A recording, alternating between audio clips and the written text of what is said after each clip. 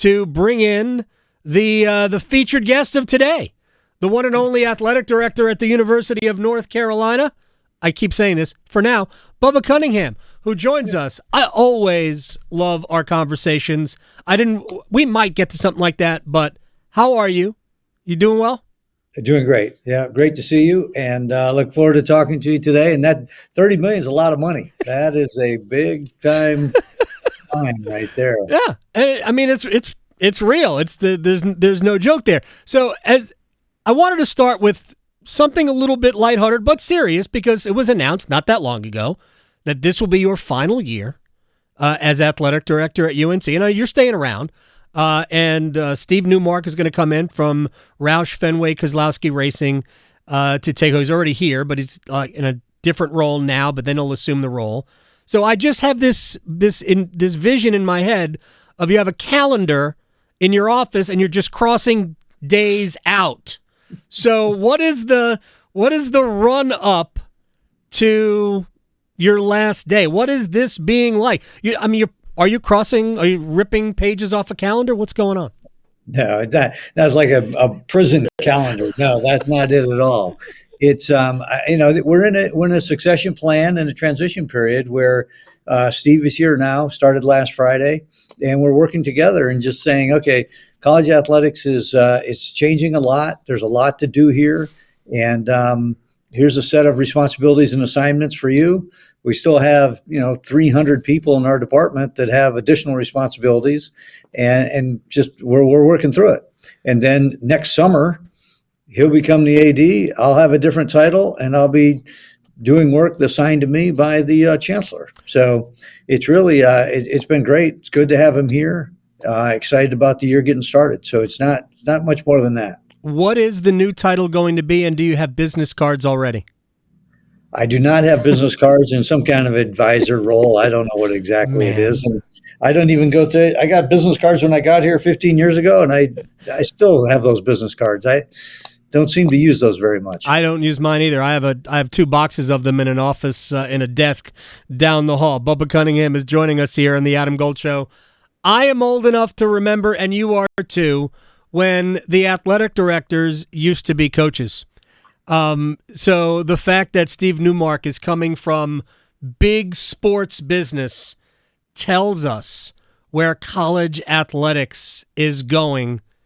When you took the job a dozen years ago, did you think we would ever be in this position where it's the likes? This is not a criticism of Steve Newmark, but that this is where we're going? I never really thought about it, but since this has happened, since we've made the announcement of this transition, I started to think back about my career, and the first AD I worked for was Gene Corrigan. Good way to start. And so Gene, obviously a career guy in intercollegiate athletics. Yeah. The second AD I worked for was a guy named Dick Rosenthal. Dick was a former basketball player at Notre Dame, became he played for the Fort Wayne Pistons before they moved to Detroit, right? And then ran St. Joe Bank, retired from St. Joe Bank, and became the AD. So I worked for him for 10 years. He left, and then they hired Mike Wadsworth, who was the Canadian ambassador to Ireland, and I worked for him for 5 years. And then they hired Kevin White, and I worked with Kevin for 2 years. So somebody not in the industry is not new to me, okay. And I reflected back on it. So what I think is what we are doing is saying, what's the skill set we think we need now for this industry and this particular institution going forward? And the two of us overlapping seems to make sense for us. Bubba Cunnigham is joining us here on the Adam Gold Show, and it does speak to where we are. And I know everybody's searching for more revenue. I read an article, and I'm not even sure where it is, and it was more speculative in that the University of North Carolina might be looking to sell naming rights to Kenan Stadium, the new Dean Smith Center, logos on the field, logos on the uniforms or helmets to make up, to try to find the $20 million roughly in revenue share that must be distributed throughout schools. I think you should be able to sell everything. And I've joked, maybe I've done this with you, I think you should sell 10-yard increments on the football field. and put company logos from the 10 to the goal line, from the 10 to the 20. I think you should be able to do things like that. You're apparently not. But what is that search like for you when it's come to trying to find that revenue? Yeah, well, Rick Bearcat, now we hired a couple of months ago, and is doing a terrific job thinking about what are those opportunities that, quite frankly, we've passed on in the past. Mm-hmm. They've been sitting there available, and we've just chosen not to do it. When Holden was here, Holden Thorpe, he said very early, he said, I'd rather take an ad than drop a sport. And so I think that's kind of the mentality that we're in right now is let's drive revenue so that we can continue to support these 800 kids and 28 teams. So, it's a choice. And if you can afford to not do it, wonderful. And we've been able to afford it for a long time in not taking a lot of the additional advertising. But that day has come and gone. So we have to figure out what are the new revenue streams that we've said no to, and now we'll say yes to. All right, before I continue along that line, because it actually brought me to my next question, knowing what your values are about intercollegiate athletics, and I think our first, I'll just say clash, because we had differing opinions then, was a town hall we did, gosh, I don't even know how many years ago, 15 years ago, 12, whatever it was, where you were very much an old school college athlete, scholarship, let's do this, the way it was supposed to be done. How are you dealing with all of this? We have to find revenue so we can keep other things going. I mean, in some ways, you've had to rethink the way you imagine college athletics. In some regard, I have, but I went to Washington, D.C. to talk to congressmen pre-COVID. And I went there with 4 values that I was articulating to anyone that would listen. And the 4 values were education, opportunities, choices, and economics. And in that order. The number one thing that we need to provide and continue to provide is a great education for those that come here to participate in a sport. I thought the best thing we could do as an industry is maximize opportunities for people to play. And I was worried about the number of opportunities dwindling, even though the commercial activity was going up. Mm-hmm. The third were choices. There was no path to professional basketball than through college. There currently are multiple paths to professional basketball that don't include college. There's still only one path to the NFL, and that's through college. So how do we continue to find more choices for kids that just may or may not be an option? And then the last piece was economics.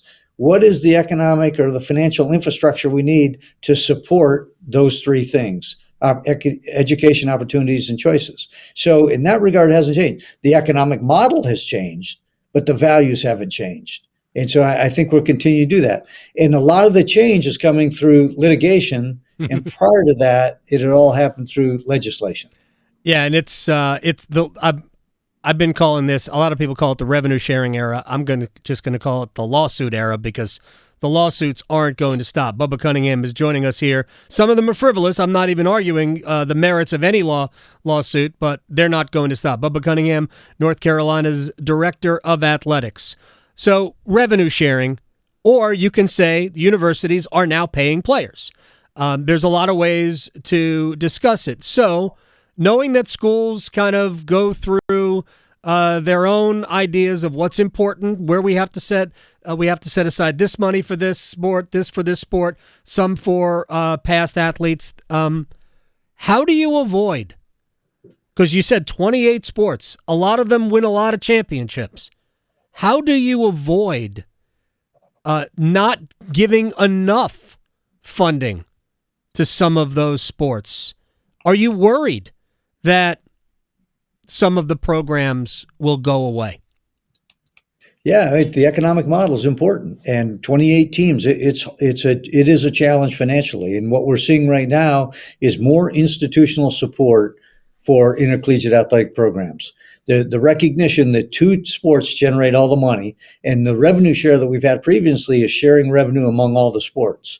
Now the question is, if those sports are important, how important are they to the institution? And is the institution willing to assist in supporting some of the sports that have to be subsidized? Football and basketball, particularly at Carolina, are always going to generate enough money to cover their own costs. Right. Now, the question is, how do we cover the other 26? And so I do think that's really important. And you mentioned the thing about lawsuits. We are driven, this is the lawsuit era. There's only two ways to stop the lawsuits: either get an antitrust exemption or collectively bargain. And so we have to navigate that. And I think there's a group doing a wonderful job trying to drive to Congress to get something passed in the SCORE Act that could be very helpful to a lot of schools, to all schools. If that doesn't work, I think we need to turn our attention to some type of collective bargaining agreement. We have to be creative in how we come up with that, given the difference in all the state laws and everything else involved. we're going to get to football, and maybe we're going to get to football through that, because I do believe it's collective bargaining. Because I'm not sure an antitrust exemption will stop lawsuits. I think they'll still show up, but collective bargaining obviously will. Not to mention, and I had this argument with somebody else, that it would give the schools a lot more certainty of, all right, these are the rules, because without it, we think we have rules, but it's still going to be all sorts of craziness. Bubba Cunnigham is joining us here on the Adam Gold Show. So let's talk a little bit about the new era of UNC football here. So your overall thoughts, how cool it is every day to know that Bill Belichick's parking in a similar parking area. I don't know where you guys park, where he parks, and does he have special, like, 2 spots for one? Did you get moved somewhere because of his parking spot? How cool is it to have Bill, running the football program? What have you seen around, whether it's Chapel Hill or whatever, about having him be the head coach? Oh, it's great. And I have a bike now. I ride to work on a bike now because I don't have a parking spot. You're already retired. No, it's been great. I mean, Bill is absolutely fantastic. The students have really enjoyed working with him. He's totally dialed into their success, and he's been great. He's totally reshaped the feel and the culture in the football program. It fits his personality and style. And so I think that's one of the coolest thing about, all of our coaches. They do have their own culture within their team. But you're right. Thinking every day, we've got an 8-time Super Bowl champion coach coaching these young people and trying to develop them personally as well as on the field. It's really, really fun to be a part of. I mean, he's the greatest football coach probably ever. I mean, there's the shortest possible list. He's on it, whether it's Bill Walsh or Vince Lombardi. If we could throw Nick Saban in there, if we wanted, just call it football as opposed to pro football. Yeah. How has that played? Just to refer it, kind of bring it back to the revenue. Has that helped in the revenue generating area? It's helped a lot. As you know, we increased the football ticket prices immediately, and then you're sold out. Then we sold out season tickets. Now we've sold out the individual game tickets. With the new success initiatives in the ACC, our television audiences should be up significantly. The donor interest and the excellence fund that the Rams Club now has shot up. So we have more than paid for our initial investment, and now we have to ensure that we have an ongoing growth in revenue that will continue to cover this investment, which that additional revenue helps subsidize the other sports that we had talked about previously. So by next year, he's got to be in the college football playoff, or he's on the hot seat, right? Exactly. Is that, Damon, Aaron? I mean, those coaches got it done immediately. The patience level around here is pretty short. Oh, well, I appreciate you indulging me responding with a joke. Bubba Cunnigham is joining us here on the Adam Gold Show. So you've got a pretty good non-conference football schedule. Maybe this is a question for Bill Belichick, but I don't foresee him just popping on, an Airlink and talking to me anytime soon. You guys, I mean, the non-conference schedule is not easy. TCU in the opener, the trip to Central Florida is not going to be easy in year one, the total changeover on the roster.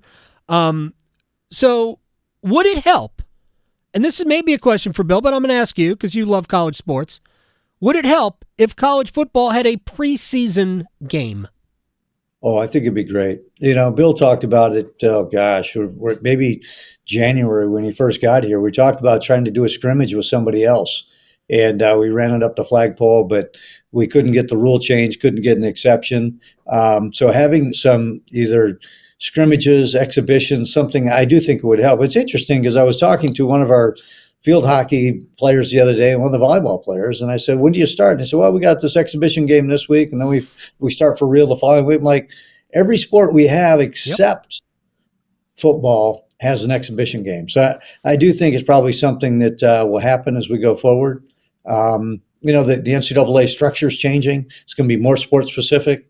I'll be very surprised if that doesn't happen within the next couple of years. And isn't that something that could be really good? You can play your exhibition game as an FCS opponent, maybe in state, still give them money to come to your stadium and play a game, since it will be a game. It just will not count towards the schedule, and then maybe we can get a little bit closer to having balanced non-conference schedules, because they're changing the strength of schedule initiative as it pertains to the college football playoff, which I laugh at because I'm not even sure that strength of schedule has ever really mattered in college football. This is not throwing shade on Indiana or Penn State this year, but they didn't even try outside of the league. That the ACC, as a rule, the ACC tries, which I've argued is to its detriment. The other leagues don't really try that much. Yeah, I think you're right. I think that would help. I do think playing some other people would be good for the sport. We do that in basketball with the two exhibitions. We're trying to play one that's a really difficult game on the road typically, which, last year we were in Memphis, this year BYU, hosting an exhibition game here locally. I think it would be good for football. I do think it would probably improve your non-conference schedule as well. I do think, as I said, it's going to be more sport specific. And I think with the NCAA changing the way they operate, they will have rules that are really better for that sport from start to finish, as opposed to, hey, this is a good rule for the vast majority, so let's go with that. And so I think we'll see those changes. I'm going to ask you one more serious question, maybe a joke, and then we'll let you go. Bubba Cunnigham, the athletic director at North Carolina until, I guess, close of business end of June of next year. Look, everything that we do in college sports is tailored towards football. Football is driving it. It's 80% of the revenue, maybe more. That number's probably higher now than it was before. I have envisioned football separating itself from the other sports, doing its own thing, and then maybe allowing the other sports to kind of revert back to where it was, a little bit more sanity. So maybe the ACC can play a true round robin in basketball. Without going that far, do you have in your mind what you think it will all look like 5 years from now, which is probably the tipping point? No, but I'm trying to give that a lot of thought. I do think that the industry needs some very concrete thought about what should it look like 5 years from now? What would a compensation model look like, different than a scholarship model that we have today, plus NIL or rev share? And then work backwards from that and work with Congress, work with conferences, work with the NCAA and say, we think this is a better way to conduct intercollegiate athletics on a national basis. I think you need to work with the NCAA, the CFP, the conferences, and say, how are we going to do this? Because right now, what we're doing isn't sustainable. So what does it look like? I think there's three fundamental things that you have to consider. Last time I had four, now I'm down to three. I think it has to be legally defensible. Right. I think it has to be financially sustainable, and it has to be anchored in education. And then you figure out, okay, if those three principles are the ones you have to build this thing on, then start to build it and say, okay, what's it look like? Can some of our sports look different than the other ones? Can some of those kids be paid? If they are, is there NLRB protection? Is there collective bargaining? Is there litigation protection? How do you do that? And then how do you make sure it's consistent across all 50 states? So I'd really like to spend some time on that the next couple of years. I'm telling you, with all the money that football could make, it probably would be best for everybody if football just did its own thing and then allowed everybody else to go back. It might save a lot of money in a lot of other areas, which maybe would let football keep more of the money because they need more money. All right, what are you doing July 1, 2026? I don't know. I have no idea. But Are you I going to want to sleep get back to in? you. I haven't seen you in a while. What's going on with the thing here? We have a rotator cuff, or Yeah, what's going on? yeah, at a run-in with a horse. So it How's the, happens. You know, how's the horse? the horse is wait a second. The horse is fine. The horse won. I came out on the short end of that. But yeah, everything should be good. It could have been worse, but I'm glad that I should be good to go I'll be ready for training camp is what I keep telling everybody. So Very good. Very good. thank you very much for your time, sir. I'll talk to you. I'll see you soon, hopefully. I hope so. Great to see you. Thank you. Take care. Bubba Cunnigham on the Adam Gold Show, the athletic director, soon to be advisor. I think he said advisor